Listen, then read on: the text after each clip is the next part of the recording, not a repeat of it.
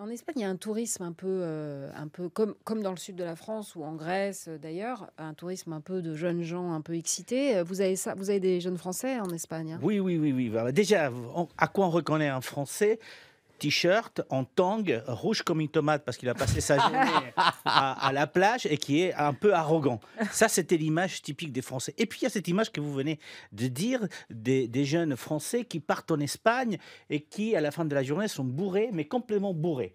Et il y a quelque temps, lors de la levée des restrictions en Espagne pour la Covid, rappelez-vous, il y avait des charters qui partaient Ouais. de Paris, enfin, des Paris notamment, pour aller passer le week-end à boire de l'alcool Ouais. et rentrer dimanche soir. Mais heureusement, parmi les pratiquement 7 millions de Français qui ont visité l'Espagne l'année dernière, il y a énormément de familles, il y a énormément de personnes retraitées qui adorent l'Espagne verte, qui adorent la culture espagnole, les monuments. Bah, vous savez, l'Espagne est un pays qui a 15 villes patrimoine de l'humanité. Ah ouais. Et il y a un tourisme français vraiment des très grandes qualités. Alors, l'image des années 60, Mmh. elle est là.